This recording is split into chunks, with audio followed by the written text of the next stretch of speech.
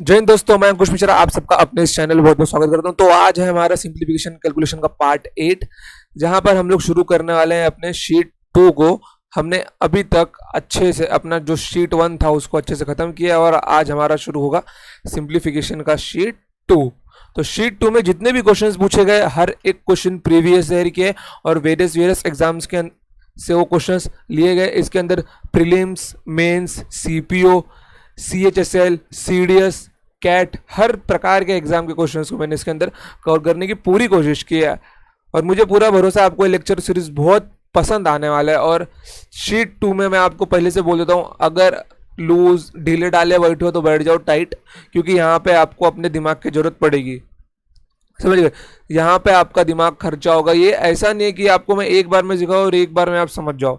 आपको कंटिन्यूअस लगातार, अगर आज के जितने भी सम्स आप पढ़ोगे शीट 2 में, उसको आपको मिनिमम तो 3 बार सॉल्व करना ही पड़ेगा। मिनिमम 3 बार अपने हाथ से उसको सॉल्व करना ही पड़ेगा, नहीं तो वो आपको नहीं समझने वाला है। मैं आपको एक बार यहाँ पे सिखा दूंगा, बाकी 3 बार प्रैक्टिस करना आपके ऊपर है। क्योंकि अगर शीट 2 के क्वेश्चंस को आपने अच्छे से 3 बार भी प्रैक्टिस कर लिया ना, भले एक बार छाप के देखो, एक बार देख के सॉल्व करो और 2 बार बिना देखे सॉल्व करो, वही क्वेश्चंस। मैं आपको ये नहीं बोलता आप नए नए क्वेश्चंस को ट्राई करो। जो क्वेश्चंस मैंने दिए हैं उन्हीं क्वेश्चंस को 3 बार प्रैक्टिस करो, क्योंकि ज़्यादा जूने क्वेश्चंस, ज़्यादा बुक के क्वेश्चन सॉल्व करके कोई मतलब नहीं है। क्वेश्चंस वही सॉल्व करो जो एग्जाम में पूछे जा सकते हैं। और जो मैंने क्वेश्चंस लिए ये मिनिमम 4 ईयर्स बैक, मतलब कि जो करंट अभी एग्जाम हुआ है, जितने ही एग्जाम्स 2020 में हुए हैं उनके साथ पिछले 4 साल के क्वेश्चन है बस। क्योंकि TCS 2018 के बाद से एग्जाम में आया है, तो TCS ने क्या किया, पूरा पेपर पैटर्न ही बदल दिया, क्वेश्चंस का लेवल ही बदल दिया उसका।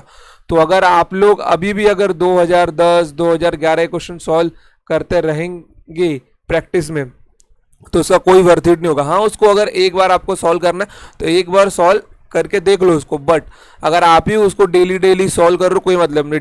डेली क्वेश्चंस जो आपको बार बार प्रैक्टिस करनी है वो आपको करनी है 2017 के बाद से।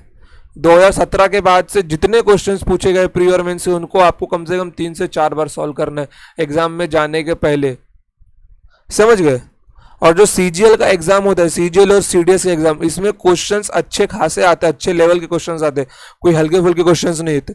ओके, तो ये जितने भी क्वेश्चंस है CGL, CPO, CHSL, CDS, FCAT, हाँ, मैं आगे आने वाले लेक्चर्स में मैं CSET के क्वेश्चंस को भी लेके आऊंगा इस लेक्चर सीरीज के अंदर, जिससे जो बच्चे PCS लेवल के एग्जाम की तैयारी कर रहे हैं उनको हेल्प मिलेगी। ओके, पूरा का कंप्लीट CSET यहाँ पे नहीं होगा, बट हाँ, जिन टॉपिक्स में से CSET में क्वेश्चंस पूछे गए हैं उन क्वेश्चंस को मैं यहाँ पे आपको सॉल्व करवाऊंगा, जिससे आपकी प्रैक्टिस और अच्छी होगी। समझ गए? तो बढ़ते हैं हम लोग आगे। तो अगर आपको कोई भी डाउट है, मेंटरशिप की प्रोग्रामिंग चाहिए, आपको मुझसे पर्सनली बात करना है, तो अंकुश मिश्रा मैथ्स के ऊपर आप अपना नाम, नंबर और प्रॉब्लम लिख के भेजिए, मैं सामने से आपको कांटेक्ट करने की कोशिश करूंगा। फिर उसके बाद अगर आपको इस लेक्चर की PDF फाइल चाहिए क्वेश्चंस की, तो आप अंकुश मिश्रा मैथ्स के ऊपर टेलीग्राम चैनल पर ज्वाइन हो सकते हैं, या फिर आपको इसकी लिंक तो डिस्क्रिप्शन में मिल ही जाएगी, बट मैं बोलूंगा कि आप वहाँ पे ज्वाइन हो जाओ, क्योंकि वहाँ पे आप मुझसे पर्सनली बात कर सकते हो। अगर आपको मुझको इंस्टा पे फॉलो करना है और वहाँ पे बात करना, तो ये मेरी इंस्टाग्राम की ID है अंकुश मिश्रा मैथ्स, आप वहाँ पे आके मुझको फॉलो कर सकते हो और बात भी कर सकते हो। ओके, सो लेट्स गाइज, हम लोग स्टार्ट करते हैं अपने लेक्चर को। तो आई होप आपने पिछली बार के बेसिक्स को अच्छे से रिवाइज किया होगा। खास करके मेरे टेलीग्राम वाले बच्चों को मैं बोल रहा हूँ, क्योंकि मैंने तुम लोग को एक दिन पहले ही सजेस्ट किया था कि अच्छे से रिवाइज करके आना, तभी आज का लेक्चर समझ में आएगा, नहीं तो कुछ नहीं समझ में आएगा। बाबा जी का घंटा, अगर प्रीवियस लेक्चर रिवाइज नहीं किया है तो, अगर लेक्चर रिवाइज नहीं किया, वीडियो बंद करो और जाओ रिवाइज करके आओ उसको, तब वीडियो रिज्यूम करना। समझ गए? तो बढ़ते हैं आगे। चलो क्वेश्चन नंबर 1 की पर जाते हैं। देखो question number 1, convert this into fraction. Fraction मतलब इसको P/Q के फॉर्म में कन्वर्ट करना है। और जितने क्वेश्चन है ये सब प्रीवियस ईयर के पूछे गए हैं, एक भी क्वेश्चन अलता भलता मैंने नहीं लिया है, सब प्रीवियस ईयर के पूछे हुए क्वेश्चन लिए हैं मैंने। ओके, तो क्वेश्चन नंबर 1, और मैं सब सॉल्व नहीं करने वाला, पहले बता दे रहा हूँ, मैं सब सॉल्व नहीं करने वाला, मैंने आपको सॉल्व करना सिखाया है। ये छुटपुट क्वेश्चन में से ना, जो अच्छे अच्छे क्वेश्चन दिख रहे हैं ना, बड़े बड़े क्वेश्चन, मैं उन्हीं को सॉल्व करने वाला हूँ बस, मैं सबको सॉल्व नहीं करने वाला। देखो जैसे 0.7 का बार, 0.7 का बार, तो इसका मतलब क्या होता है, 7/9, 9 मतलब क्योंकि एक ही नंबर के ऊपर बार है। अब क्वेश्चन नंबर 20, 0.69 का बार, 69 कितने नंबर के ऊपर बार है? 2, तो मतलब 2 9 आएगा यहाँ पे। क्वेश्चन नंबर सी 0.813 के ऊपर बार, तो 813 डिवाइडेड बाय 999 क्योंकि 3 नंबर के ऊपर बार है। फिर उसके बाद क्वेश्चन नंबर डी 0.74 4 के ऊपर बार, इसका मतलब क्या होता है 74 माइनस कितने किसके ऊपर बार नहीं है 7 के ऊपर, तो 7 माइनस डिवाइडेड बाय एक नंबर के ऊपर बार है और एक के ऊपर नहीं है, तो एक 9 और एक 0, तो 74 माइनस 7 कितना होता है मेरा 67 होता है, तो 67 डिवाइडेड बाय 90। समझ गए इतना? कोई दिक्कत नहीं ना? चलो अब ये जो छुटपुट क्वेश्चन है कहाँ तक है वाले में 0 पॉइंट वाले तक के, इनको मैं सॉल्व नहीं करने वाला। अब मैं डायरेक्ट आता हूँ क्वेश्चन नंबर एच के ऊपर 4.578 के ऊपर बार। तो क्वेश्चन नंबर एच क्या है मेरा 4.578 के ऊपर बार। अभी देखो इस क्वेश्चन को हम लोग कैसे सॉल्व कर सकते हैं। अगर मैं इसको ऐसे लिखता हूं, ओके, अगर मैं इसको ऐसे लिखता हूं 4 प्लस 0.578 के ऊपर बार। अब कोई दिक्कत है आपको इसके अंदर? कोई दिक्कत नहीं है। तो 4 प्लस, अब 578 को 578 के बार को मैं यहाँ पे ऐसे लिख सकता हूँ ना 578 माइनस 5 डिवाइडेड बाय 990। यहाँ पे देखो 2 के ऊपर बार है तो 99 और 1 के ऊपर नहीं है तो 0, 990 फिर इक्वल्स टू फिर 4 प्लस उसके बाद ये देखो 578 में से 5 गया तो 572 डिवाइडेड बाय 990, और आप लोग इसको ऐसे भी लिख सकते हो 4 572 डिवाइडेड बाय 990। और इसको क्या बोला जाता है? इसको बोला जाता है मिक्स्ड फ्रैक्शन। इसको क्या बोला जाता है? इसको बोला जाता है मिक्स्ड फ्रैक्शन। इसी को हम लोग मिक्स्ड फ्रैक्शन बोलते हैं, जिसके अंदर इंटीजर और रेशियो की वैल्यू दोनों आती है। जिसके अंदर क्या होती है? इंटीजर और रेशियो की वैल्यू दोनों आती है। ओके, समझा इतना? आप देखो इसको डायरेक्ट कैसे किया जाए। अब ये सब आपको एग्जाम में नहीं लिखना है, ये सिर्फ नोट्स के लिए दिया हूं, बट अगर आप लोग एग्जाम में बैठे हो तो कैसे करेंगे इसको? 4.578 का बार सीधे यहाँ पे सिर्फ 4 लिखना है आपको। मिक्स्ड फ्रैक्शन में आंसर आना, अगर मिक्स्ड फ्रैक्शन में आंसर नहीं आएगा तो आप लोग इसको यहाँ पे मल्टीप्लाई कीजिए और इसको इसमें प्लस कीजिए और डिवाइड बाय 990 कीजिए। देखिए इतना टफ तो एग्जाम में आपको 1 मार्क के लिए बिल्कुल नहीं आएगा। आपको यहीं पे लाके छोड़ दिया जाएगा, आपको यहीं पे लाके छोड़ दिया जाएगा। अगर इससे भी टफ आया तो आपको डिनोमिनेटर से पहचानने की आंसर क्या होगा? डिनोमिनेटर से पहचानने की आंसर क्या होगी कि किस आंसर में 990 लिखा हुआ है नीचे, बस वही आपका आंसर होगा। समझ गए? देखो क्वेश्चन को सॉल्व करने के बहुत सारे तरीके होते। कितने बच्चों तो क्वेश्चंस को ऑप्शन से ही सॉल्व करते, बोलते ये आंसर नहीं हो सकता बिल्कुल भी, ये भी नहीं होगा, ये भी नहीं होगा। वो हमने नहीं कहा, जैसे अभी पिछली बार कौन सा टॉपिक किया था, हाँ स्क्वायर नंबर्स वाला, हमने राइट आंसर नहीं ढूंढा था, हमने गलत आंसर को निकाला था वहां से। समझ गए? तो क्वेश्चन को सॉल्व करने के बहुत सारे तरीके होते हैं। ये नहीं कि आप लोग दुनिया भर का कैलकुलेशन उसमें करके रख दे फिर भी आंसर ना आए। माइंड को खोल के रखो, अवेयर रहो, थोड़ा ना दिमाग के सोचने की क्षमता बढ़ाओ अपने, कि आप लोग क्या क्या सोच सकते हो। पेन और पेपर उठाने के पहले आप लोग क्वेश्चन को मिनिमम 50% अपने दिमाग में ही सॉल्व कर लो। हाँ, अगर नहीं हो रहा है 4 बार 5 बार 10 बार 50 बार सोचने के बाद भी, तब पेन और पेपर पे जाओ। समझ गए? बट अगर 50% दिमाग में सॉल्व हो रहा है मतलब आप 50% पेपर पे लिख के सॉल्व कर सकते हो सिंपली। चलो अभी देखो, ये मैंने क्या लिखा 4.578 का बार, तो यहाँ पे क्या लिखना है आपको? 4 लिखना है केवल। फिर और यहाँ पे क्या है, इस 578 के बार को ना आपको मन में ही 0.578 समझ लेना है। तो यहाँ पे आपको क्या करना है? 578 माइनस 5 डिवाइडेड बाय 990, तो मतलब 4 572 डिवाइडेड बाय वेट 572 नहीं आएगा, यहाँ पे 3 आएगा ना, हाँ 573 आएगा। 573 डिवाइडेड बाय 990, बस आपको इतना ही करना है। और मैं तो क्या बोलता हूँ, ये स्टेप भी नहीं लिखना आपको, सीधा इस स्टेप पे आना है आपको। 4.578 का बार इक्वल्स टू 4 578 माइनस 5 कितना? 573, तो 573 2 के ऊपर बार है तो 2 9, 1 के ऊपर नहीं तो 1 0, बस खत्म। इतना आंसर डायरेक्ट। ये स्टेप तक आप लोग कब पहुंचोगे? जब एक क्वेश्चन को 3 से 4 बार प्रैक्टिस करोगे, तब आपको ये लिखने की जरूरत नहीं होगी, ये लिखने की जरूरत नहीं होगी, सीधा यहाँ पे आओगे, सीधा आप लोग यहाँ पे आओगे। समझ गए? कोई डाउट, कोई दिक्कत नहीं ना? आई होप तो दिक्कत नहीं होगी आप लोग को, और होनी भी नहीं चाहिए, क्यों दिक्कत होगी? अरे ये क्या हो गया? 990 हो गया। चलो, तो ये क्वेश्चन अच्छा ज़्यादा हमने इसको सॉल्व किया। तो अभी किसको देखते हैं हम लोग इसको देखते हैं। ओके, 13.437 के ऊपर बार। चलो लिखते हैं।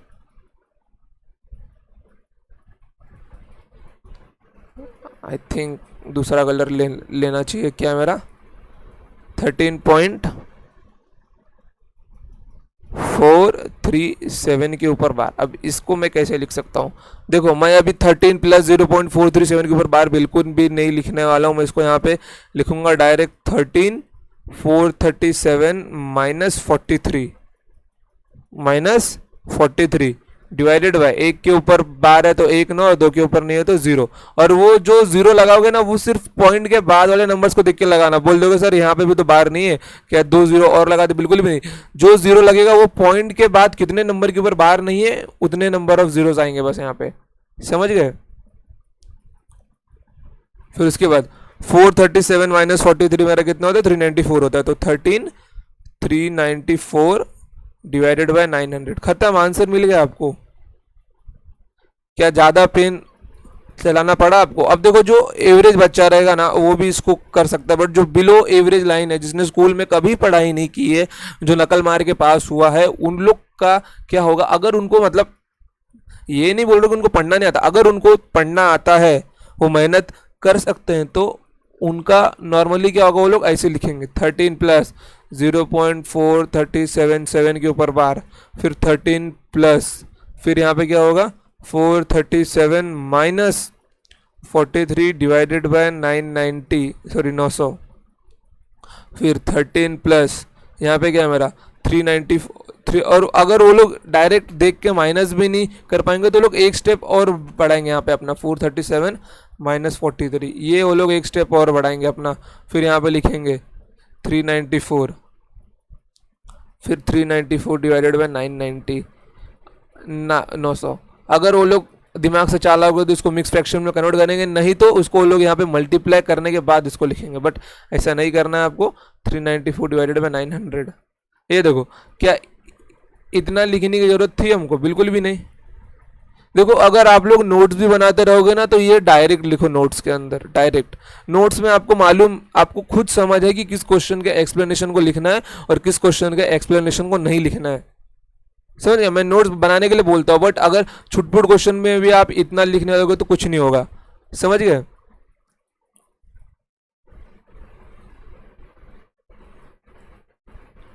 तो बढ़ते हैं आगे नेक्स्ट क्वेश्चन के ऊपर। अब कौन सा क्वेश्चन लेते हैं? अब लेते हैं एल वाला। आई हुआ तो अभी एल वाला लेते हैं। ओके, चलो आई, अभी एल वाला क्वेश्चन। चलो, एल वाला क्वेश्चन क्या है मेरा? 7.5816 के ऊपर बार, 6 के ऊपर बार। तो इसको मैं कैसे लिख सकता हूँ? देखो, डायरेक्ट 7 फिर 5816 -518 डिवाइडेड बाय, एक 9 आएगा, बाकी 3 के ऊपर 0 नहीं है पॉइंट के बाद, तो 9000। समझ गए? अब इसको कैसे माइनस करें? देखो, 581 आएगा ना यहाँ पे। 518 कहाँ से आ गया? 581। ओके, चलो देखो, अब यहाँ पे क्या आ जाएगा? 7 डिवाइडेड बाय 9000, फिर उसके बाद 6 में से 1 गया 5, फिर यहाँ पे क्या है? एक है तो 11 में से 8 गया 3, यहाँ पे कितना बच जाएगा? 7 में से 5 गया 2, और यहाँ पे कितना मिल जाएगा आपको? 5। तो 5235 डिवाइडेड बाय 9000, ये आपका इसका आंसर है। ज़्यादा दिक्कत थी क्वेश्चन में? नहीं थी। तो ये जो जितने बचे हुए क्वेश्चन है ना, ये वाले, it is your homework question. ये होमवर्क क्वेश्चन है आपके, आप लोग इसको होमवर्क में खुद से सॉल्व करो और जगह छोड़ दो ना नोटबुक के अंदर, नहीं तो मेरे साथ ही लिखते रहोगे। देखो, 4 तो मैंने सॉल्व किया, तो 1 2 3 4 5, 5 आपके लिए बचा हुआ है बस, बाकी तो मैंने सॉल्व किया। ओके चलो तो बढ़ते हैं आगे।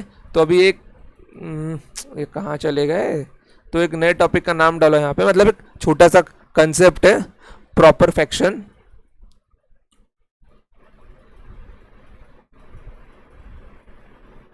क्या है उसका नाम?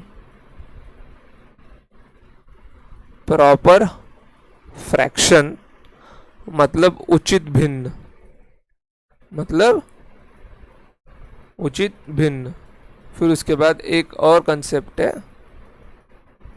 जिसका नाम है इम्प्रॉपर फ्रैक्शन। इम्प्रॉपर फ्रैक्शन और अनुचित भिन्न। क्या? अनुचित भिन्न। चलो अब प्रॉपर और इम्प्रॉपर फ्रैक्शन क्या होता है? जिसके अंदर मेरा फ्रैक्शन लेस देन 1 हो। If fraction is less than 1 तो वो मेरा क्या होता है? वो मेरा होता है प्रॉपर फ्रैक्शन। अगर मेरा फ्रैक्शन ग्रेटर देन 1 है तो वो मेरा क्या होता है? वो मेरा होता है इम्प्रॉपर फ्रैक्शन। ओके, जैसे कि 2/5 जिसके अंदर डिनोमिनेटर मेरा न्यूमरेटर से बड़ा हो, जिसके अंदर मेरा डिनोमिनेटर न्यूमरेटर से बड़ा हो, 7/9, 11/13, 14/20, इसके अंदर देखो इसका आंसर क्या आएगा? 1 से छोटा ही मिलने वाला है, 1 से छोटा ही मिलने वाला है, क्योंकि यहाँ पे डिनोमिनेटर क्या है? न्यूमरेटर से बड़ा है। तो ये सब मेरे क्या होते हैं? ये सब मेरे प्रॉपर फ्रैक्शन होते हैं। और इम्प्रॉपर फ्रैक्शन क्या होता है? जैसे कि इसी को उल्टा कर दो, 5/2, 9/7, 13/11, 20/14, 13/12, ये सब मेरे क्या होते हैं? ये सब मेरे इम्प्रॉपर फ्रैक्शन होते हैं। और मैं इम्प्रॉपर फ्रैक्शंस को ही मिक्स्ड फॉर्म में लिख सकता हूँ, मिक्स्ड फ्रैक्शन में लिखा जा सकता है। समझ गए? ये आपको थ्योरी में पूछ सकता है। इम्प्रॉपर फ्रैक्शन को ही मिक्स्ड फ्रैक्शन में लिखा जा सकता है, मिक्स्ड फ्रैक्शन में लिखा जा सकता है। समझ गए? क्योंकि देखो इसको हम लोग क्या लिख सकते हैं? इसको हम लोग लिख सकते हैं 2 + 3/2, मतलब 1 + 3/2। इन शॉर्ट, क्या मैं इस 2/5 को ऐसे लिख सकता हूँ? बिल्कुल भी नहीं। मैं इसको मिक्स फ्रैक्शन में लिख ही नहीं सकता, चाहे कितनी कोशिश कर लो, ये मिक्स फ्रैक्शन में लिखा आएगा ही नहीं। समझ गए? तो इम्प्रॉपर फ्रैक्शन, जो इम्प्रॉपर फ्रैक्शन ग्रेटर देन 1 होता है, ये आपको याद रखना। और प्रॉपर फ्रैक्शन लेस देन 1 होता है। और प्रॉपर फ्रैक्शन को मिक्स फ्रैक्शन में नहीं लिख सकते, सिर्फ और सिर्फ इम्प्रॉपर फ्रैक्शन को ही मिक्स फ्रैक्शन में लिखा जा सकता है, मतलब अनुचित भिन्न को ही मिश्रित भिन्न में लिखा जा सकता है, हिंदी वालों के लिए। ओके, तो बढ़ते हैं आगे हम लोग। ओके, समझ गया आप लोगों को? चलो अब इस क्वेश्चन को सॉल्व करने के पहले एक छोटा सा कंसेप्ट देखते हैं हम लोग। देखो, अगर किसी के मन में डाउट आया हो या ना हो, अगर यहाँ पर 0.9 के ऊपर ही बार आ जाए, मतलब कि हम लोग डिवाइड में क्या लिखते हैं? 9 लिखते हैं ना। तो अगर 9 के ऊपर ही बार आ जाए तो इसको क्या लिख सकते हैं? 0.99999, ये बढ़ता ही जाएगा इन्फिनिटी तक। समझ गए? अभी इसका मतलब क्या होता है? ये अप्रोक्स 1 होता है। ये क्या होता है? अप्रोक्स 1 होता है। मतलब ये मेरा बन जाएगा 0.9 का बार, ये मेरा बन जाएगा 9/9। अरे 28 से लिखा जा रे, 0.9 के ऊपर बार, मतलब 9/9 = 1। अभी क्या है? ये 1 नहीं है, लेकिन 1 के बहुत ही करीब है। 1 के क्या है? बहुत ही करीब है। 1 के बहुत ही करीब है, लेकिन 1 नहीं है। इसी से मिलता जुलता कंसेप्ट अगर कोई साइंस बैकग्राउंड कर रहा होगा तो उसने स्कूल में इस चीज का नाम भले सुना होगा। देखो, अगर आप साइंस, कॉमर्स, आर्ट्स, आप किसी भी बैकग्राउंड से रहो, अगर आपने गणित विषय लिया था, मैथ सब्जेक्ट था आपका, तो आपने अपने स्कूल में लिमिट x टेंड्स टू 0 करके ये एक चीज का आपने उल्लेख देखा होगा कि वहां पे ये दिया हुआ है।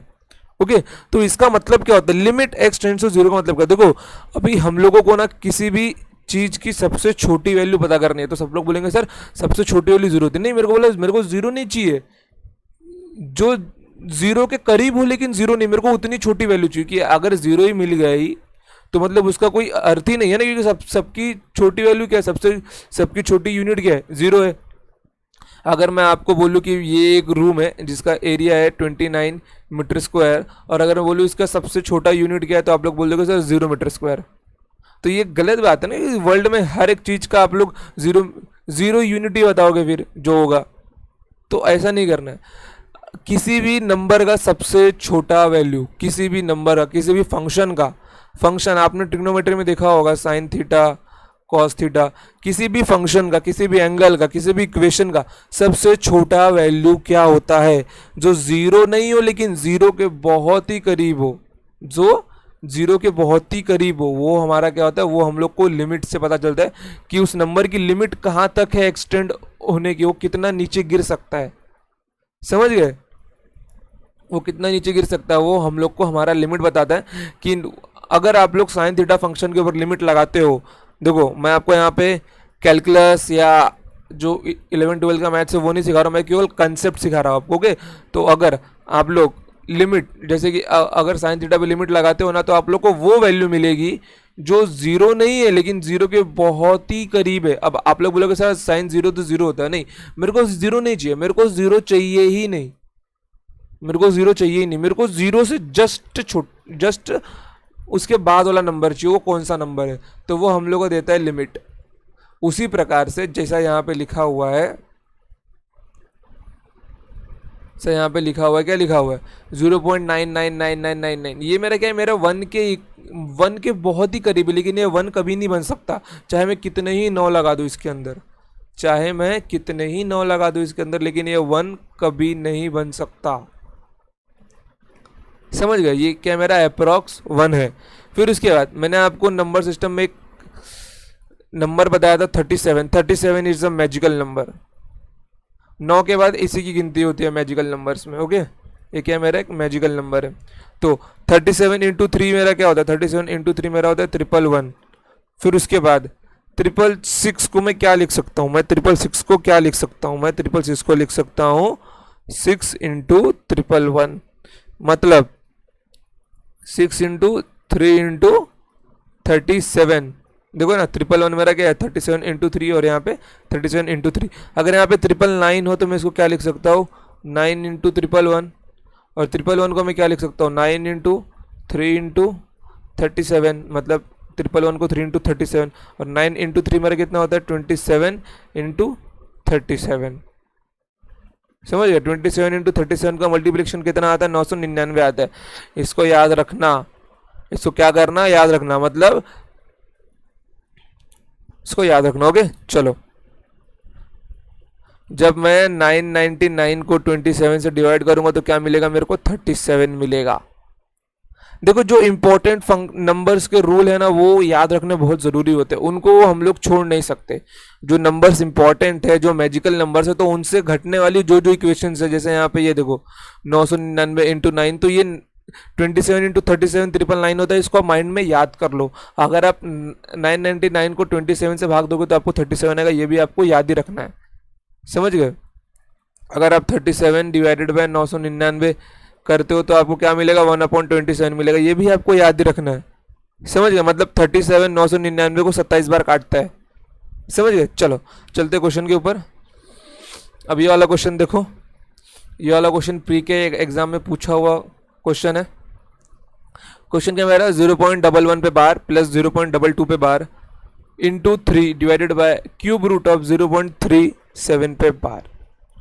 अब कितने महानायक ऐसे होंगे जिन्होंने वो लिखा होगा यहाँ पे। देखो, मैं बता रहा हूँ बच्चों की गलती, क्योंकि जब मैं खुद पढ़ता था मैं भी गलतियाँ किया करता था। ऐसा नहीं कि मैं बिना गलती किए ही सिखा रहा हूँ आपको, मैंने भी गलती बहुत की है पढ़ते वक्त।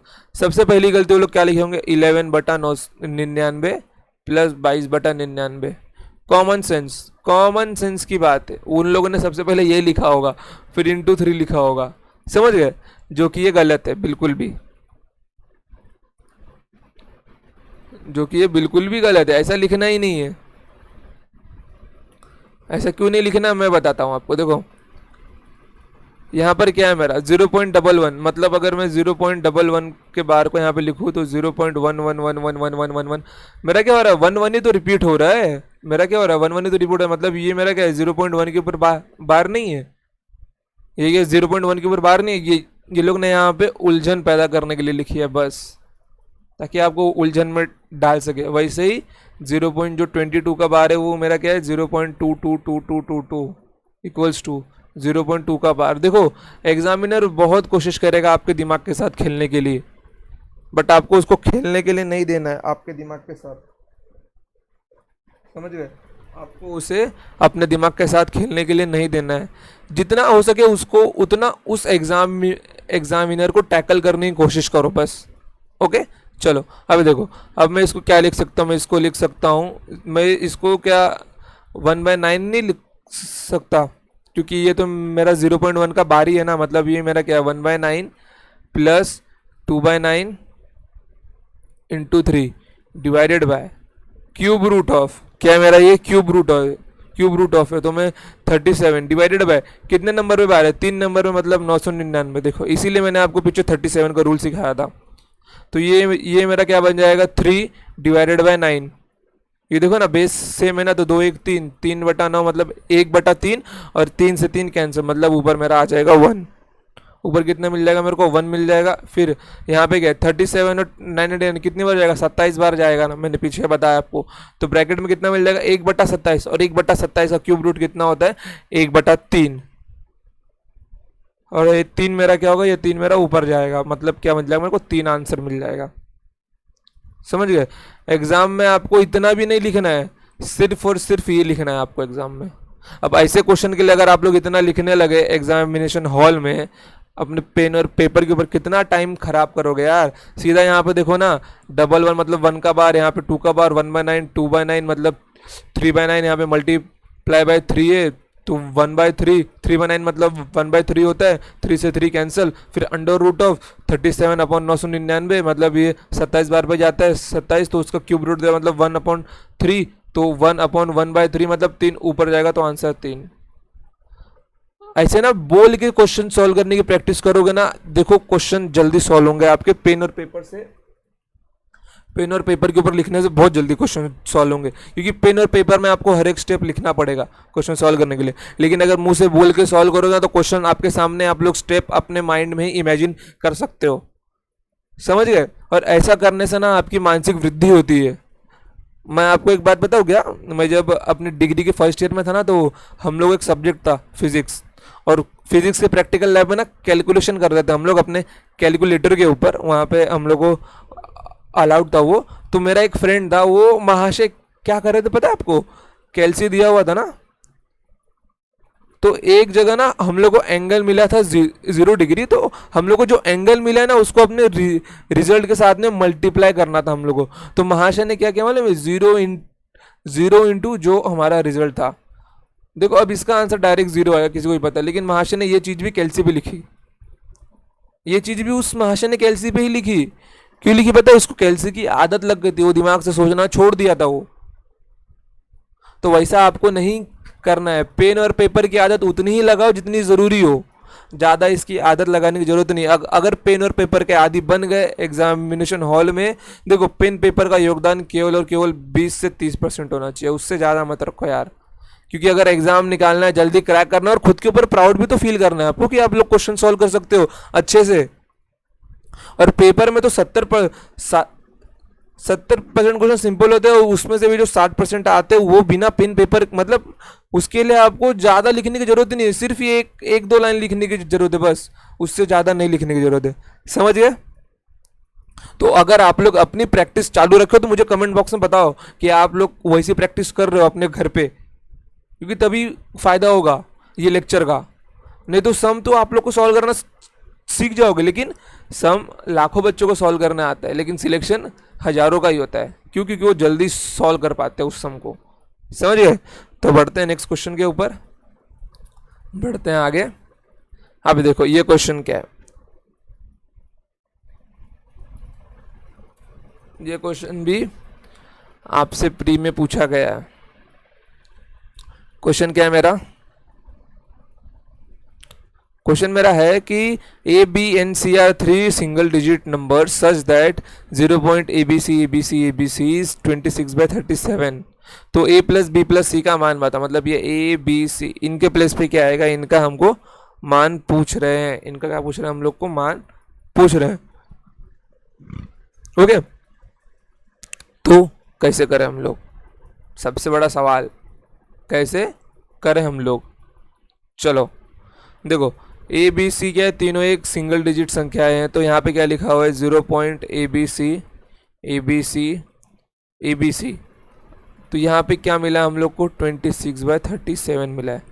तो क्या मैं इसको ऐसा नहीं लिख सकता, 0 पॉइंट ए बी सी का बार इक्वल्स टू 26/37। फिर मैं क्या इसको यहाँ पर A B C divided by 999 नहीं लिख सकता, और यहाँ पे इसको 26/37 लिख सकता हूँ ना।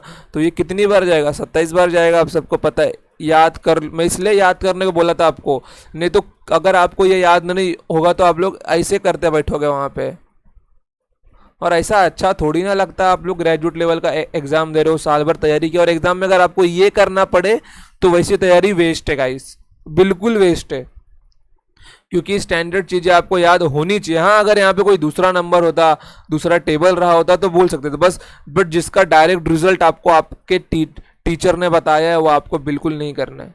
वो आपको डायरेक्ट रिजल्ट बताया तो कैलकुलेशन करना ही नहीं उसके अंदर, सीधे सीधे उसको सॉल्व करना है वहाँ पे। तो यहाँ पे क्या मिल जाएगा आपको, यहाँ पे आपको मिल जाएगा A B C equals to 26 into 27। अब क्या इसको डायरेक्ट मल्टीप्लाई करने वाले, बिल्कुल भी नहीं। 26 का स्क्वायर कितना होता है, 676। तो 676 में क्या करो, 27 को जोड़ दो। 676 में 27 को जोड़ोगे तो कितना आएगा आपको, 702 आएगा, 702। समझ गए। ये मैंने आपको बताया कि मल्टीप्लिकेशन कैसे होता है, ये एक बार फिर से बता रहा था। देखो 26 है तो इसको मैंने क्या लिखा, 26 + 1 लिखा। तो यहाँ पे क्या मिल जाएगा मेरे को, 26 का स्क्वायर मतलब 676, और ये +26 कितना मिल जाएगा, +26, और ये मेरा कितना आता है, 702 आता है। तो ये डायरेक्ट ऐसे छोटे मोटे मल्टीप्लिकेशन अभी ना डायरेक्ट माइंड में सॉल्व करना सीखो, समझ गए। अगर आप लोग ऐसा किए होते, 27 को लिए होते तो 26 को आप लोग 27 - 1 लिखते, तो 27 का स्क्वायर कितना होता है मेरा, 729। तो 729 - 27 करना पड़ता आपको, समझ गए। देखो 729 - 27 करते तो यहाँ पे कितना था आपको, 2 आता, 0, तो भी 702 ही आता आपको, समझ गए। तो यहाँ पे क्या मिला मेरे को आंसर में, 702 मेरे को मिल गया। कितना मिलेगा, 702। तो मैं इसको मैं क्या लिख सकता हूँ, इसको मैं ऐसा नहीं लिख सकता। अगर मैं इस फॉर्म में लिखना चाहूँ इसको तो क्या लिख सकता हूँ मैं इसको, 0.702 702 702 702, मतलब ये क्या है मेरा, ये मेरा ए है, ये मेरा बी है, और ये मेरा सी है। तो A plus B plus C का वैल्यू मेरे को कितना आ गया, 7 + 0 + 2 बराबर 9। आंसर कितना आ गया मेरे को, 9 आ गया। समझ गए, कितना मिल गया मेरे को आंसर, 9 मिल गया। अब ये देखो आप लोग इसका आंसर कैसे कर सकते थे। अब जब आप लोग यहाँ तक पहुँच गए, कहाँ तक पहुँच गए आप लोग, ये देखो यहाँ तक पहुँच गए। देखो ए बी सी, अब मैं इसको ना सॉल्व नहीं करता हूँ, मैं आपको एक दूसरा तरीका दिखाता। देखो चालाकों वाला जो होता है मेरा, मेरे को A B C upon 999 equals to 26/37 था। अगर जिस बच्चे ने बहुत प्रैक्टिस की तो वो इस तरीके को अपनाएगा। तो ए बी सी, उसको क्या पूछा गया, उसको ए प्लस बी प्लस सी पूछा गया था। तो 26 इंटू 999 डिवाइडेड बाय 37 पूछा है। तो देखो ए प्लस बी प्लस सी क्या आएगा, डिजिटल सम आएगा। अगर मैं यहाँ पे 702 लिखूँ तो इसका डिजिटल सम कितना होगा, 9 होगा। और 7 + 0 + 2 इसका डिजिटल सम कितना होगा, इसका डिजिटल सम भी 9 होगा। तो मैं डायरेक्ट आंसर का ही डिजिटल सम निकाल लेता हूँ, क्योंकि मेरे को डायरेक्ट एंडिंग में तो प्लस ही पूछा है ना। वो क्या पूछा है मेरे को, प्लस ही पूछा है।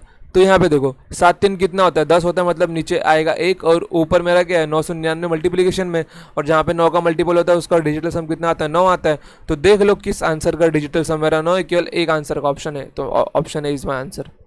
आपको ना इसको लिखने की जरूरत नहीं थी, आप लोग को यहीं से दिख गया था कि ए बी सी अपॉन 999 है, और ये मेरा क्या 26/37। तो आपको मालूम है कि 7 3 मेरा 10 होता है, तो जिस आंसर का डिजिटल सम 9 होगा वही मेरा आंसर होगा, क्योंकि आपको यहाँ पे 999 दिया हुआ है। तो क्या आपको इतना लिखने की जरूरत थी? बिल्कुल भी नहीं, बट सॉल्यूशन पर्पस के लिए आप लोग लिख लो, क्योंकि अभी उतना स्पीड में आपका दिमाग नहीं सोच पाएगा जब तक आप लोग प्रैक्टिस नहीं करोगे। समझ गए? जब तक आप लोग प्रैक्टिस नहीं करोगे, प्रैक्टिस बहुत ज़रूरी है। चलो बढ़ते हैं आगे। देखो गाइस, क्वेश्चन नंबर 4 अति उम्दा लेवल का क्वेश्चन है। इस क्वेश्चन की अपनी एक अलग पहचान है, और जो इस क्वेश्चन को सॉल्व कर लिया उसको मिलेगा टॉफी, चॉकलेट उसकी।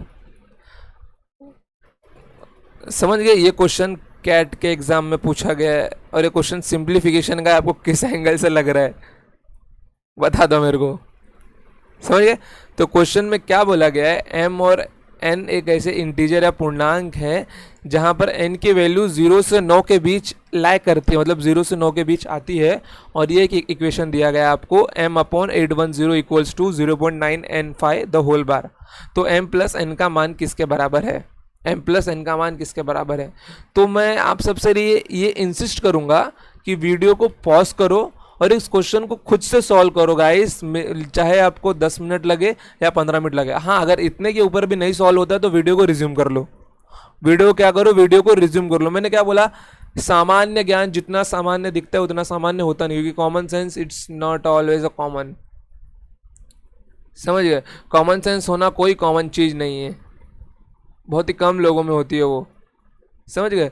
तो यहाँ पे आप लोगों को ना पूरा क्वेश्चन मतलब कि अपने माइंड के ऊपर सॉल्व करना है कि आप लोग कैसे करोगे। तो एग्जामिनर वही देखना चाहता है आपसे यहाँ पे कि आप लोग का अप्रोच क्या होगा इस क्वेश्चन को सॉल्व करने के लिए। समझ गए? चलो देखो, तो मैं आपको क्वेश्चन बताता हूँ। अच्छे से दिमाग विमाग खोल के बैठना, क्योंकि एक बार में 2 बार में उसी बच्चे को समझ में आएगा जिसने दिमाग खोला है। अगर उसका ध्यान यहाँ मतलब उसका शरीर यहाँ है और ध्यान कहीं और है, मन में कुछ और चालू है, वो क्या कर रही होगी, वो क्या कर रहा होगा, तो ये नहीं समझने वाला आप लोगों को। पढ़ाई करते वक्त देखो, जब भी पढ़ाई करने बैठोगे ना तो व्हाट्सअप सबके नोटिफिकेशन बंद कर दिया करो यार। मेरा खुद का छोटा भाई जब पढ़ने बैठता है ना तो वो अपना फ़ोन का नोटिफिकेशन बंद करके बैठता है पूरी तरीके से, क्योंकि जब भी वो फ़ोन पे लेक्चर लेगा क्या होगा, राहुल ने मैसेज किया, रोहन ने मैसेज किया, दुनिया भर के मैसेज आते हैं व्हाट्सएप के ऊपर, फेसबुक के ऊपर, इंस्टा के ऊपर। तो सबका नोटिफिकेशन बंद करो तब लेक्चर लेने बैठो, और अगर वाईफाई है तो डीएनडी मोड लगाओ और लेक्चर लेने बैठो। समझ गए? आज के लेक्चर को 3 बार रिवाइज करना कम से कम सेकेंड लेक्चर में आने के पहले। देखो क्या लिखा हुआ है कि मेरा जो n की वैल्यू है वो 0 और n के बीच लाई करती है, और अगर यहाँ पे जो मेरा m का इक्वेशन दिया हुआ है, क्या दिया हुआ है, m upon 810 equals to 0 point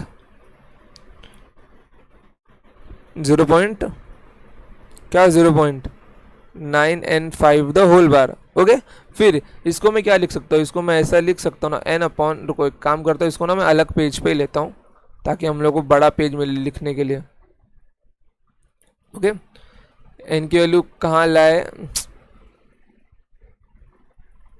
n की वैल्यू मेरी 0 और 9 के बीच में लाई कर रही है, और m upon 810 equals to 0.9n5 the whole bar. तो इसको मैं कैसा लिख सकता हूँ, इसको मैं ऐसा लिख सकता हूँ ना, m अपॉन,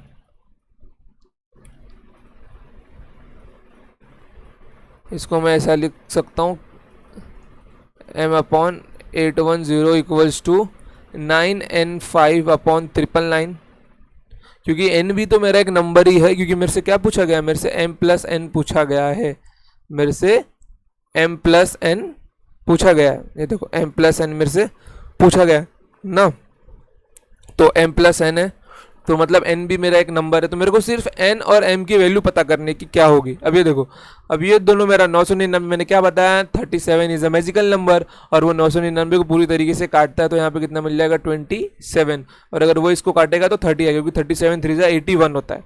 ओके, तो 30 मेरे को मिलेगा। ओके, वेट 27 यहाँ पे नहीं आएगा बिल्कुल भी, देयर इज सम मिस्टेक। फिर से लिखते हैं इसको, क्या मिल जाएगा अपने को, 810, और यहाँ मिल जाएगा 999, हाँ 999। ओके, तो यहाँ पर जो ये नंबर है ना, ये 37 से नहीं कटेगा, 27 से कटेगा। तो 27 3 जा 81, 27 3 जा 81 और यहाँ पे कितना मिल जाएगा मेरे को, 37 मिल जाएगा। समझ गए? देखो मैं ये क्वेश्चन ना कम से कम 100 से 150 बार सॉल्व कर चुका हूँ, इसके लिए मेरे को 37 याद है। ओके चलो यहाँ पे देखो, अभी तो m/30 इक्वल्स टू 9n5/37। तो यहाँ पे मेरे को क्या मिलेगा, m/30 इक्वल्स टू 9n5/37। इसको मैं और क्या लिख सकता हूँ यहाँ पे, m equals to 30 into 9n5/37। अब यहाँ पे देखो, अब यहाँ पे मेरे को अगर n की वैल्यू पता होगी तो मेरे को m की वैल्यू अपने आप मिल जाएगी। मेरे को अगर n की वैल्यू पता होगी तो मेरे को n की वैल्यू अपने आप मिल जाएगी ना, अगर मेरे को n की वैल्यू पता होगी तो। समझ गए? तो देखो यहाँ पे, अब अगर ये देखो जो 9n5 क्या हो रहा है, 37 से डिवाइड हो रहा है, 9n5 क्या हो रहा है, 37 से डिवाइड हो रहा है। और यहाँ पर मेरे को m+n क्या लिखा है, जो इसका आंसर है वो चारों ऑप्शन क्या है, इसके इंटीजर है। मतलब मेरे m का वैल्यू भी क्या है, एक इंटीजर आएगा, ये तो फिक्स हो गया। तो अगर n की वैल्यू इंटीजर आएगी मतलब 9n5 क्या होगा, 37 का मल्टीपल होगा। 9n5 क्या होगा, 37 का मल्टीपल होगा। तो 9 के टर्म्स में 37 का सबसे अच्छा मल्टीपल जो हमको पता है वो क्या है, 999 है। और ये क्या है, 9n5 है, यूनिट डिजिट क्या है, 9 है और यहाँ पे 5 है। मतलब जो भी मेरा ये जो नंबर है ये 999 से कम है, बट 37 का मल्टीपल है। तो 37 के मल्टीपल क्या होता है, 37 फिर 74। ओके तो अगर मैं 37 माइनस करता हूँ इसमें से तो मेरे को क्या मिलेगा, देखो 9 में से 7 गया 2, मेरे को यूनिट डिजिट 2 आ रहा है यहाँ पे। तो मेरे को मतलब जो आंसर आएगा वो ये नहीं होगा, क्योंकि यहाँ पे यूनिट डिजिट 5 है और 37 का मल्टीपल है। तो मैं 37 के मल्टीपल से 999 में से माइनस करूँगा ना जो मेरे को आंसर चाहिए उसके मल्टीपल्स में। तो मैंने यहाँ पे क्या माइनस किया, मैंने यहाँ पे अब 999 में से मैंने 74 को माइनस किया। तो मेरे को कितना मिल जाएगा, देखो 9 में से 4 गए 5, 9 में से 7 गए 2 और यहाँ पे 9। ओके तो यहाँ पे देखो, यहाँ पे क्या आ रहा है, यूनिट डिजिट 5 है जी, बिल्कुल 5 है। यहाँ पे पहला डिजिट 9 है जी, बिल्कुल 9 है। तो यहाँ पे बीच में क्या आएगा, मेरे को 2 आएगा। और अगर आपको डाउट रहेगा, जैसे कि आप लोग यहाँ पे 37 3 देखते हो, 7 या 21 कैरी 2, 3 त्रिका 9, 3 त्रिका 9 1 10। तो अगर आप लोग को लगता है कि सर आगे के मल्टीपल्स भी तो जोड़ के देख सकते हैं, यूनिट डिजिट 5 के लिए जोड़ के देख लो, लेकिन आंसर नहीं आएगा। जैसे अगर 999 में मैं 101 जोड़ता हूँ, मैं क्या जोड़ता हूँ, मैं 101 जोड़ता हूँ। ओके ये देखो जरा, यहाँ पे 11 आएगा। ओके तो 111 जोड़ता हूँ मैं यहाँ पे, तो यहाँ पे कितना मिल जाएगा मेरे को, 9 1 10 कैरी 1, 9 1 10, 9 1 10 से 11 और कैरी 1 9 1 10 से 11, तो 1110 आया। तो यहाँ पे क्या मेरे को यूनिट डिजिट 5 चाहिए, तो और 5 केवल किसके साथ, अगर मेरा यूनिट डिजिट 5 किससे मिला, केवल 74 में मिलेगा मेरे को। समझ गए? तो आगे के नंबर आपको चेक करना है तो कर लो अगर टाइम है तो, क्योंकि उससे तो मिलने वाला नहीं है आपको बिल्कुल भी। तो मतलब यहाँ पे जो नंबर बैठा हुआ है जो 37 का मल्टीपल है, जो क्या मेरा 37 का मल्टीपल है। अब ये देखो 37 के मल्टीपल से तो मेरे को कितना मिल गया, मेरे को 925 मिल गया। तो 30 इंटू 925 डिवाइडेड बाय 37 और मेरे n की वैल्यू कितनी आ गई, 2 आ गई। मेरे n की वैल्यू कितनी मिल गई, मेरे को 2 मिल गई। मेरे n की वैल्यू, मेरे को n की वैल्यू क्या हुई, मेरे 2 मिल गई। अब यहाँ पे आपको डाउट रहेगा सर इसको कैंसिल कैसे कर। अब ये देखो ये क्या होता है मेरा 37 इंटू 27, इसके बाद 74 है ना, मतलब 37 का मल्टीपल और तो ये 37 का दुगना है। तो बीच में मेरा क्या था, यहाँ पे मैंने -37 भी किया था, तो वो अगर उससे जो आंसर मिलता वो मेरा क्या होता 37 इंटू 26 और जब 74 से माइनस करूंगा जो आंसर मिलेगा क्या होगा मेरा, वो 37 इंटू 25 होगा, जो कि यही होगा। तो मुझको सिंपल इसको कैंसिल करके क्या लिखना है, 25 लिखना है। समझ गए? आपको जो कैंसिल करके आंसर भी चाहिए ना, डिवाइड नहीं करना है, वहां पे आपको देखना है कि 999 मेरा क्या है 37 इंटू 27 है। इसके बाद मैंने जब इससे एक कम नंबर, मतलब मैंने जब इसको 37 से माइनस किया तो इससे एक छोटे प्लेस पे जाऊंगा ना, मतलब 26 पे जाऊंगा मैं, क्योंकि मैंने 37 को माइनस किया है। तो जो भी आंसर मेरे को मिलेगा वो मेरा क्या होगा 37 इंटू 26 होगा। मैंने फिर से 37 को माइनस किया है और जो भी आंसर होगा वो क्या होगा 37 इंटू 25 होगा, क्योंकि एक ही एक तो कम होगा। और यहाँ पे क्या हो रहा है 37, और यहाँ पे मैं 37 को ही तो माइनस कर रहा हूँ, तो मैं 27 से 26 पोजीशन पे पहुंचूंगा और 26 से 25 पोजीशन पे पहुंचूंगा। तो आपको ऐसे कैंसिल करके आंसर लेके आना है। अगर आपने इसको डिवाइड किया तो वहाँ पे आपको फिर से टाइम बेकार होगा। तो यहाँ पे कितना मिल जाएगा मेरे को 30 इंटू 25, इसका मतलब क्या होता है 750। तो m की वैल्यू कितनी मिल गई 750 और n की वैल्यू कितनी मिल गई 2। तो m प्लस n कितना होगा मेरा 750 प्लस 2 मतलब 752। अब देखो इस आंसर को ना आप लोग ट्रिक से नहीं कर सकते थे, इसके लिए आपको दिमाग लगाना पड़ा। इसके लिए आपको क्या लगाना पड़ा, इसके लिए आपको दिमाग लगाना पड़ा। जो आपका आंसर क्या होगा, आपका आंसर होगा ऑप्शन ए। ऑप्शन ए आपका आंसर होगा। आप लोग कुछ भी कर लेते, इसके लिए आप लोग कितने ही ट्रिक लगा लेते। यहाँ पे केवल एक ही ट्रिक काम आता है आपका, ये कि ये 37 का मल्टीपल है और आप लोग इसको डायरेक्ट कैंसिल करके 25 लिख सकते हो, अगर ये कॉमन सेंस आपने लगाया तो। ये जो यहाँ पे लिखा हुआ है समझ गए, तो ये कुछ क्वेश्चन जल्दी सॉल्व होता। हाँ बट जिसने दिमाग नहीं खोला ये क्वेश्चन उससे बिल्कुल भी सॉल्व नहीं होगा बच्चों, सीरियसली बोल रहा हूँ मैं। जिसने अपने माइंड का खोल के उपयोग नहीं किया, जिसने माइंड के बंद रखा, उसको बुक का सॉल्यूशन ही अच्छा सॉल्यूशन लग रहा है कि हाँ ये बुक का सॉल्यूशन सिंपल सॉल्यूशन। देखो क्वेश्चंस अगर आपको सॉल्व करना आता है ना तो आप लोग बुक से बेटर सॉल्यूशन निकाल सकते हो। आप लोग को केवल आंसर चाहिए, इन चारों में से केवल आपको आंसर चाहिए। आपसे सॉल्यूशन किसी ने मांगा है कि नहीं बेटा तू मेरे को प्रूफ ही करके दिखा आंसर कैसे आया, बिल्कुल भी नहीं मांगा है। तो आपको केवल और केवल आंसर चाहिए बस, और कुछ भी नहीं चाहिए आपको। आपको क्या चाहिए, आपको सिर्फ और सिर्फ आंसर चाहिए और कुछ भी नहीं चाहिए। तो उसके लिए क्या करना है, आप लोग साम दाम दंड भेद जो लगा सकते हो लगाओ यार, बट केवल और केवल आंसर लेके आओ। समझ गए, कोई दिक्कत कोई डाउट कोई परेशानी आई होप तो नहीं होनी चाहिए, डाउट होनी ही नहीं चाहिए आपको। डाउट होगा कैसे, हुआ तो मार खाओगे। सिंपल क्वेश्चन था तो मैं इसको एक बार फिर से बता देता हूँ। देखो m और n क्या है, इंटीजर है, n की वैल्यू 0 से 9 के बीच लाई करती है। तो और यहाँ पे इक्वेशन दिया हुआ है m/810 equals to 0.9n5 the whole bar, और आपसे m प्लस n का मान पूछा हुआ है। तो सबसे पहले हमने क्या किया, हमने 9n5 द होल बार को क्या लिखा 9n5/999 लिखा, और ये जो 810 मतलब m/810 equals to 9n5 wait a minute यार क्या हो रहा है। ओके तो यहाँ पे कितना मिल जाएगा मेरे को 999। तो मैंने देखा कि ये मेरा 27 से भाग जाता है, तो यहाँ पे कितना मिल जाएगा मेरे को 30 मिल जाएगा, और यहाँ पे कितना मिल जाएगा 37 मिल जाएगा। क्योंकि 27 इंटू 37 कितना होता है 999 होता है, मतलब 37 का मल्टीपल क्या है 999 और 27 का मल्टीपल भी क्या है 999, क्योंकि उसके अंदर दोनों नंबर आते हैं। तो 37 मिल गया मेरे को। तो मुझको यहाँ पे क्या मालूम पड़ गया कि ये मेरा क्या है, मेरा 37 का मल्टीपल है। ये मेरा क्या है, ये मेरा 37 का मल्टीपल है। बस खत्म, काम वहीं पे, काम वहीं पे खत्म मेरा।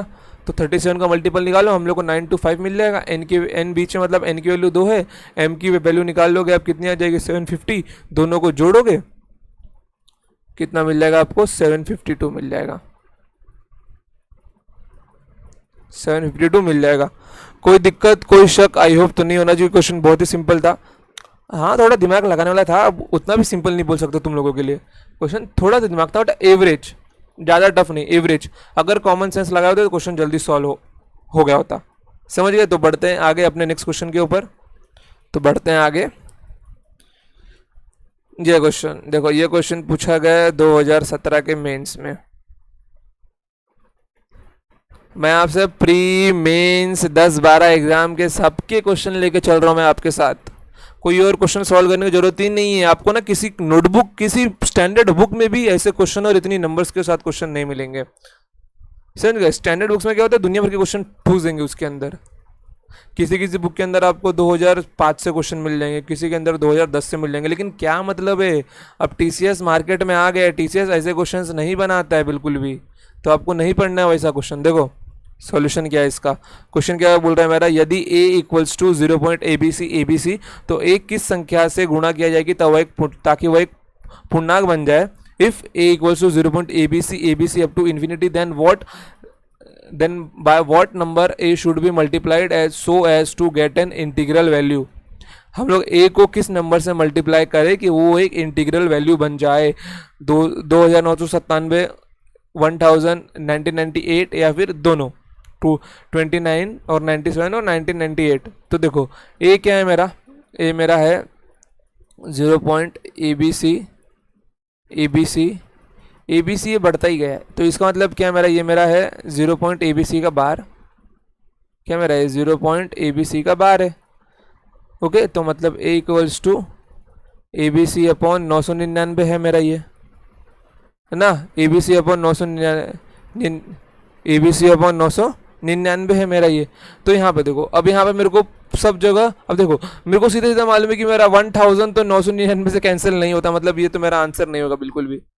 तो ऑप्शन बी पहले निकल गया। अब ए सी डी, अब इन तीनों के अंदर दो ही नंबर कॉमन है, 2997 और 1998। तो मैंने क्या किया, मैंने पहले 1998 से इसको मल्टीप्लाई किया, ये इससे 2 बार में जाएगा, कितना मिल जाएगा मेरे को 2 ए बी सी, और ये एक इंटीजर मतलब पूर्णांक बन सकता है, मतलब बनेगा ही ये एक पूर्णांक। फिर उसके बाद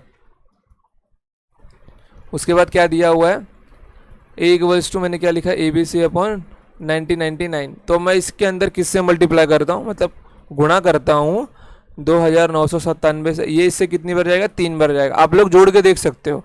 ओके, तो ये आपको कितना मिल जाएगा, 3 ए बी सी मिल जाएगा टू ए, समझ गए। 999 मेरा मतलब कि एक अच्छा खासा नंबर है। एक टाइम पे मेरे को इतनी सैलरी मिला करती थी 1 घंटे की। अभी लॉकडाउन वगैरह लग गया तो जो ऑफलाइन कोचिंग्स वगैरह थी वो सब शट डाउन है, जितने भी थे लेक्चर्स ऑनलाइन ही चालू है। ओके, तो 999। ओके, चलो देखो, तो 999 क्या इसका 3 टाइम्स है, तो आपको कितना मिल जाएगा, option D is your answer.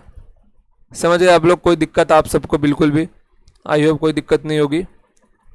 समझ गया क्वेश्चन, ये क्वेश्चन मेंस का पूछा हुआ क्वेश्चन है, अच्छे लेवल का क्वेश्चन है, कम से कम 3 बार रिवाइज करना तभी आपको आंसर आएगा। ओके, चलो तो बढ़ते हैं आगे। ओके, अब ये वाला क्वेश्चन देखो, ये अच्छा खासा क्वेश्चन है यार, अच्छे लेवल का क्वेश्चन है ये।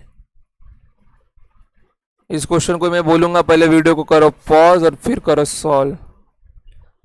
अगर आपने इसको सॉल्व कर लिया ना, मतलब कि मैं ये नहीं बोल रहा हूँ लंबे मेथड सॉल्व करो, मैं बोलूंगा आपको ज़्यादा से ज़्यादा 3 लाइन लिखो बस इसके लिए, उसके ऊपर नहीं।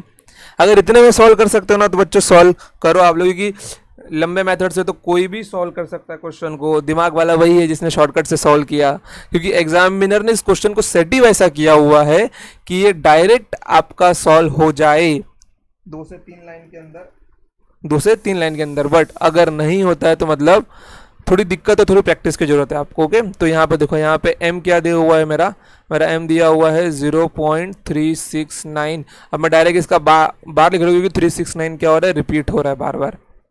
फिर उसके बाद n की वैल्यू क्या है मेरी, 531 मतलब 0.531 का होल बार। तो मैं इसको नेक्स्ट पेज पे लेता हूँ। नेक्स्ट पेज पे क्या मिल जाएगा मेरे को, m की वैल्यू 0.369 का होल बार। अरे रुको यार, पेन चेंज कर लेता हूँ, ये ब्रश वाला जमता ही नहीं है। देखो m की वैल्यू क्या दी हुई है, 0.369 द होल बार। फिर उसके बाद और n की वैल्यू क्या दी हुई है, 0.513 द होल बार।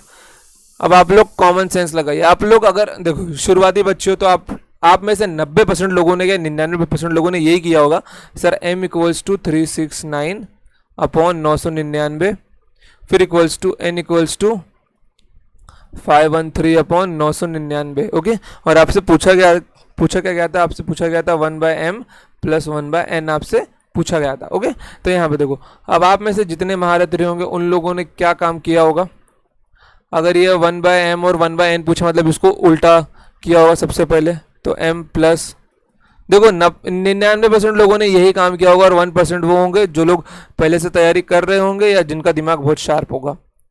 तो यहाँ पे क्या मिल जाएगा आपको, 999 अपॉन 369 प्लस 999 अपॉन 513, यह आपने किया होगा बिना किसी दिक्कत के साथ। ओके, चलो तो इसको अगर आप लोग कैंसिल कर दो तो 9 से कैंसिल होगा ये। अभी देखो, तो यहाँ पे कितना मिल जाएगा आप लोगों को, 111 डिवाइडेड बाई 9 चौक 36, 9 एकम 9, 111, 9 पचे 45, वेट वेट वेट, 513 नहीं है, 531 है ना? हाँ 531 है, क्या लिख रहा हूँ मैं? 531 गलत लिख रहा था मैं भी। 531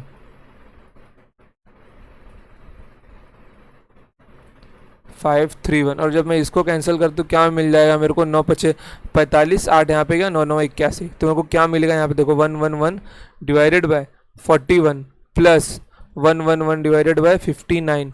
अब ये देखो, अब लोग, अब इसके आगे जिसने सॉल्व करने की कोशिश की वो गधा, मूर्ख, नालायक सब है वो। क्योंकि इसको सॉल्व करने के पहले देखो, जब भी ऐसा इक्वेशन बन जाए, बड़ा सा इक्वेशन बने आपको, तो उसको सॉल्व नहीं करना है बिल्कुल भी, उसको सॉल्व नहीं करना है बिल्कुल भी। आप लोग पहले यहाँ पे जाओ, क्योंकि आप लोगों को पता है, यहाँ पे देखो, यहाँ पे आपको डिनोमीटर में क्या मिलने वाला है? 41 × 59 मिलने वाला है, ये तो आपको पता ही। और जो भी आंसर आएगा उसका यूनिट डिजिट कितना होगा? 9 होगा, ये भी आपको मालूम है। तो सीधा जाओ, यहाँ पे देखो, इसका यूनिट डिजिट 9 है, ऑप्शन ए, इसका यूनिट डिजिट क्या है? 9 है, मतलब यही आपका आंसर होगा। समझ गए?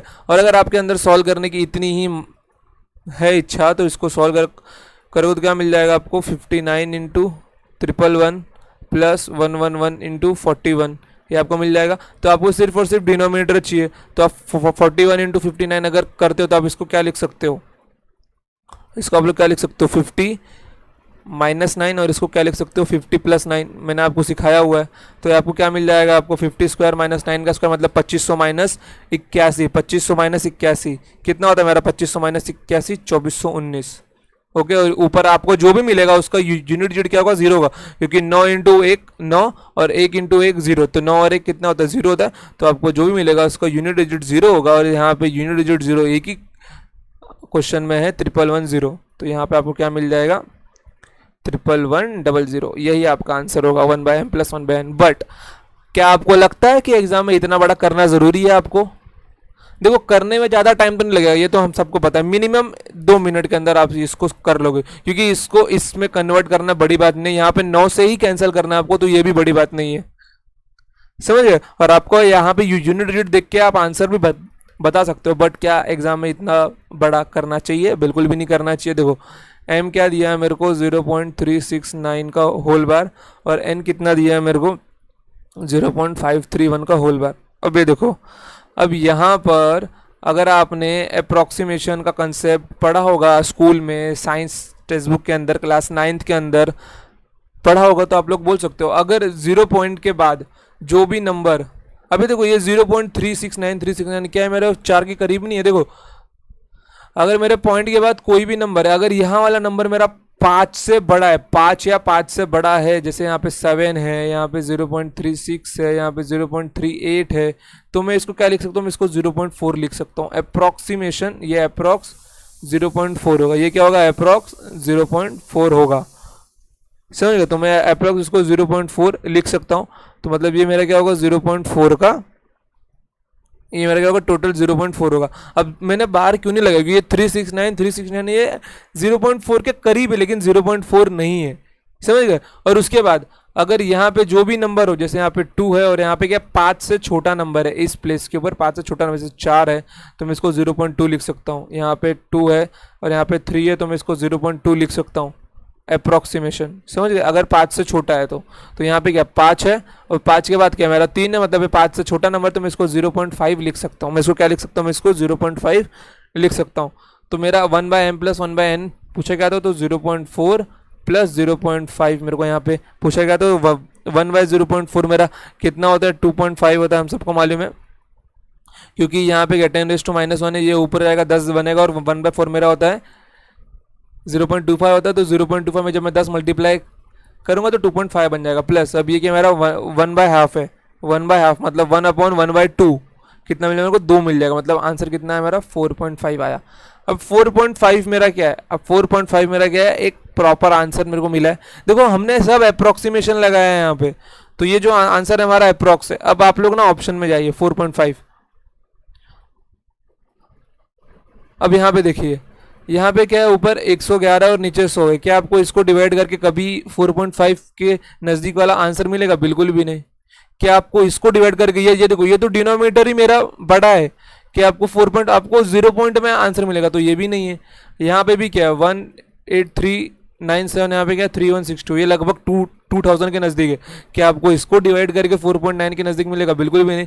अब ये देखो, ये एक बड़ा नंबर है 11100 डिवाइडेड बाय 2419, हाँ इसको डिवाइड करके लगभग 4.9 के आसपास आपको आंसर मिलेगा, 4.5 के आसपास। तो ये आपका आंसर होगा। बस सॉल्व नहीं करना है आपको, दिमाग लगाना है, अप्रोक्सीमेशन, क्योंकि इससे तो मिल नहीं सकता, इससे तो मिल नहीं सकता, इससे तो मिल नहीं सकता, तो इससे ही मिलेगा फिर मेरे को आंसर, क्योंकि एक ऑप्शन तो राइट दिया ही होगा ना।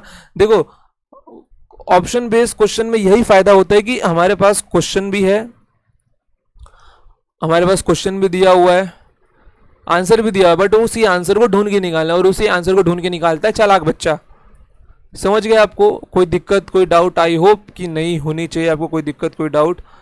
तो ये सॉल्यूशन आपको नहीं करना है बिल्कुल भी। हाँ, नोट्स में डाल के लिख लो आप लोग ये वाला सॉल्यूशन, और मैं बोलता हूँ ना, ये अगर नोट्स लिखोगे ना तो ये स्टेप मत लिखना आप लोग, वहाँ पे साइड में ना आप लोग यहाँ पे ऐसे करके लिख लो। वो क्यों, मैं आपको बताता हूँ। देखो यहाँ पे आप लोग यहाँ पे ऐसे करके लिख लो, by check unit digit first,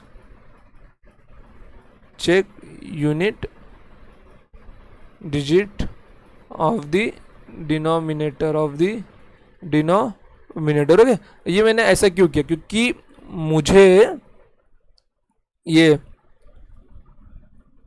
आपके नोट्स मुझे चाहिए पीडीएफ फॉर्म में, क्योंकि अगर आप लोग के नोट्स मेरे को मिलेंगे तो मैं उनको टाइप करवा सकता हूँ, वही आपको एक टाइपिंग के फॉर्म में, मैं आपको एक पीडीएफ के फॉर्म में दे सकता हूँ, जिससे आपको बुक खरीदने की भी जरूरत ना पड़े, आपको एक बुक का मटेरियल ही आपको आपके पास मिल जाए पीडीएफ के फॉर्म में, जिसको आप लोग प्रिंट मरवा सकते हो। और आपको सब एक साथ प्रिंट मरवाने की जरूरत नहीं है, पहले नंबर सिस्टम फिर सिंप्लीफिकेशन, धीरे धीरे प्रिंट मरवाओगे तो ज़्यादा पैसे का बर्डन भी नहीं आता है एक बच्चे के ऊपर। समझ गए? तो आप लोग ऐसे लिखो, नहीं तो बाकी आपकी मर्जी। अगर आपने नोट सुंदर बनाए हैं तो आप लोग मुझे भेज सकते हो, ताकि मैं उसको टाइप करवा सकूँ। मैं फिर से बोल रहा हूँ, अगर आपको लगता है कि आपने नोट्स अच्छे बनाए हैं, सुंदर बनाए हैं, देखो एक दो बच्चे हैं जिसमें एक बच्ची का नाम है साक्षी, साक्षी मुझको नोट्स भेज दे, जिससे साक्षी के नोट्स बहुत ही अच्छे हैं। अगर और भी जितने बच्चे हैं जो नोट्स बनाते हैं, जो नोट्स बनाते हैं और मुझे भेजना चाहते हैं, तो मुझे भेजिए, मैं उनके नोट्स को देखूंगा, और अगर मुझे बहुत ही अच्छे लगे नोट्स तो मैं वो सब आपको एक बार ज़रूर दिखाऊंगा सारे बच्चों के सामने। समझ गए? तो आज के लिए इतना ही रखते हैं क्या? देखते हैं इसके बाद वाला क्वेश्चन का नेक्स्ट पैटर्न रहेगा, तो आज के लिए इतना ही रखते हैं हम लोग।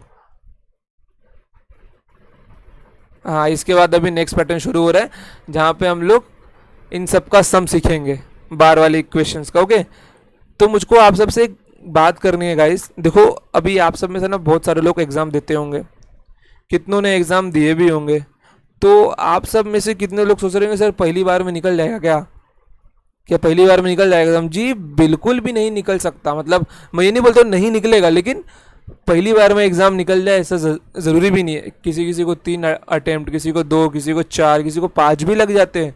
तो क्या निराश होने की ज़रूरत है? क्या उसको फील्ड को छोड़ने की ज़रूरत है? जी बिल्कुल भी नहीं।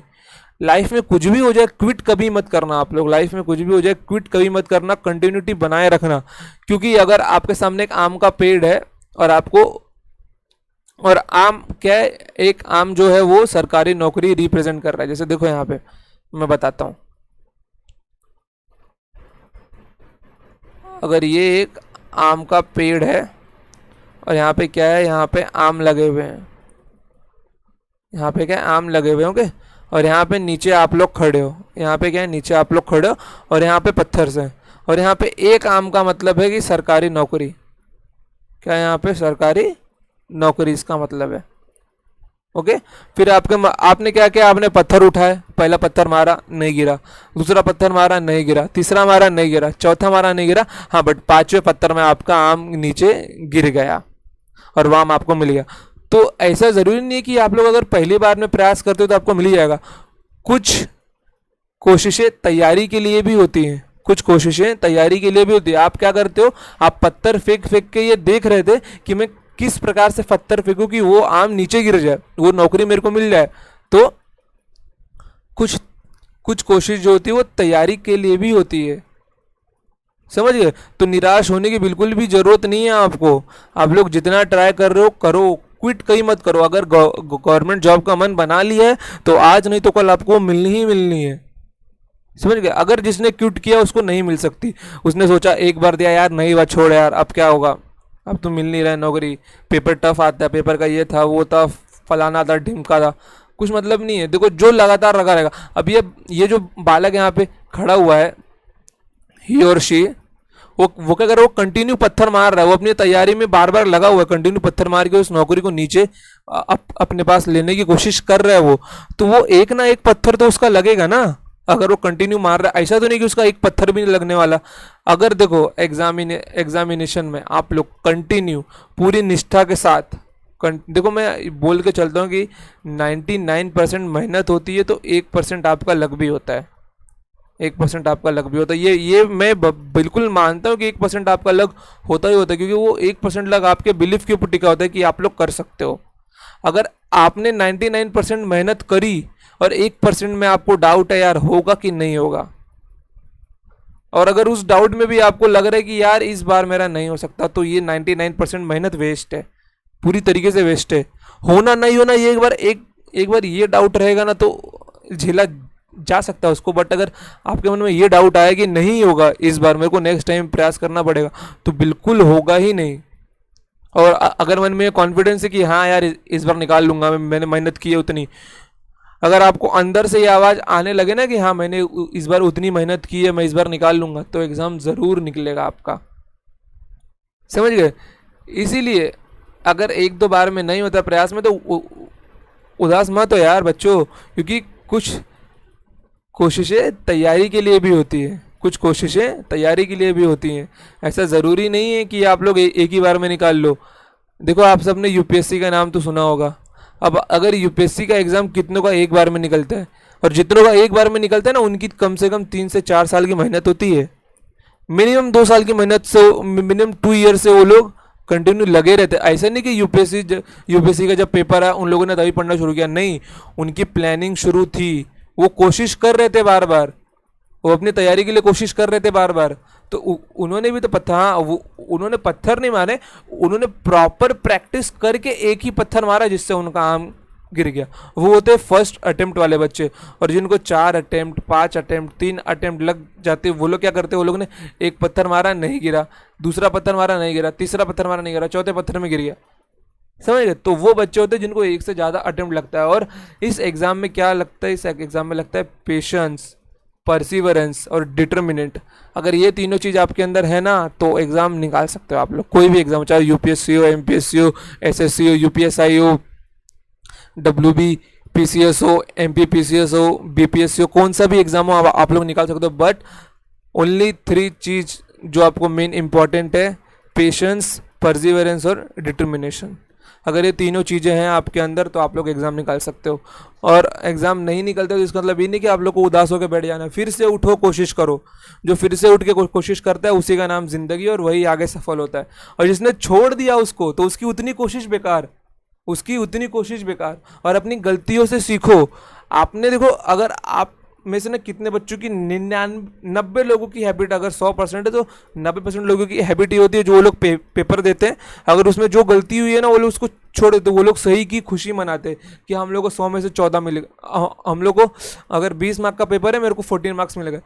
गधो, जो 6 नंबर कटा है वो 6 नंबर कहाँ कटा है, वो गलती को देखने वाला ही बंदा चालाक होता है, वो अक्लमंद होता है, समझ गया। वो बंदा क्या होता है, वो बंदा अक्लमंद होता है। तो आपको 14 तो वो आपको आते हैं, छोड़ो उसको, बट 6 आपको देखने कि कहाँ गलती हुई है, जिनको आप सुधार करो, ताकि अगली बार के एग्जाम में आपको 20 में से 20 मिले, पूरे नंबर मिले आपको, समझ गए। तो क्या करना है, लगातार कोशिश करते रहना है आपको, छोड़ना तो बिल्कुल भी नहीं है। अगर छोड़ दिए तो कुछ मतलब नहीं है उसका फिर। तो आज के लिए इतना ही रखते हैं हम लोग, तो मिलेंगे हम लोग नेक्स्ट टाइम अपने नेक्स्ट लेक्चर में। आज का रिवाइज करके आना, और इसकी पीडीएफ आपको डिस्क्रिप्शन के लिंक में और टेलीग्राम चैनल पे मिल जाएगी, तो टेलीग्राम चैनल पे ज्वाइन कर लो। और अगर इंस्टा पे फॉलो करना है तो अंकुश मिश्रा मैथ्स को फॉलो कर लो, नीचे इंस्टा के आईडी का लिंक भी दिया होगा, और अगर नहीं दिया तो आके सर्च करो, ढूंढो, ओके। और अगर पर्सनल बात करनी है तो कुछ मेंटरशिप चाहिए तो मैं वो भी प्रोवाइड करूंगा। कुछ पर्सनल प्रॉब्लम है जिसको आप लोग सिर्फ मुझसे शेयर करना चाहते हो अपने मेंटर से, और ये आपको प्रॉमिस है कि ये हमारे बीच प्राइवेट बातें रहेगी, ओके, तो आज के लिए इतना ही, तब तक के लिए मिलते हैं नेक्स्ट टाइम। जय हिंद जय भारत, और रिवाइज करके ही आना। ओके, चलो बाय।